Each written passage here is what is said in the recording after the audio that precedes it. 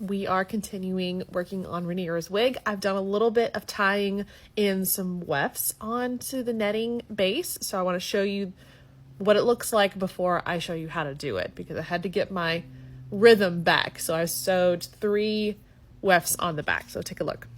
So here we are with the 3 wefts, as you can see. Now, if any of you are asking why I'm sewing in wefts and not tying in hair right now, it is to build up bulk.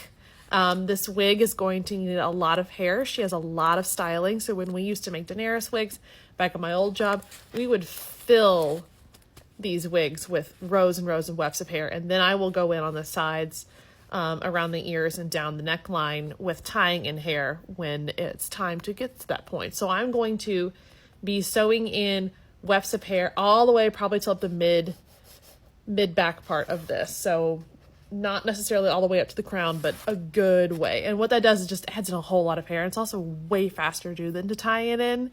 And then you can go back in and fill in spots with more hair by tying it in if you want to. But this is what I'm doing right now.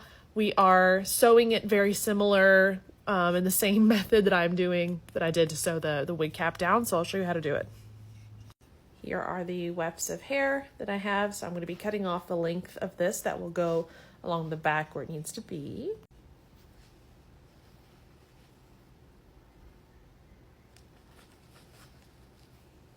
This is to measure and to slice where I need it to slice.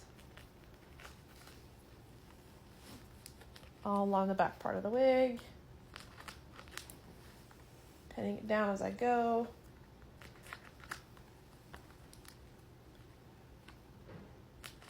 Without having to measure exactly how much I know I'll need. And then just cut it off. And this mess happens where you have to separate the hair from there you just cut off. Wide tooth comb is your best friend when doing any type of wig tying and venting, trust me. Okay, here we are. So apologies for the wobbly cam. This camera is literally just balancing on a tripod between my legs. So what we're going to do is that we're going to stab the weft, do the same method as we did the rest of the foundation, pull it up through a cell in the foundation, loop around, and pull through using the invisible thread.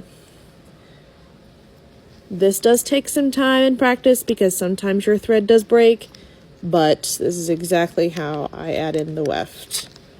Same tying method as I did on the foundation, all the way across, trying to catch the weft as I'm moving across.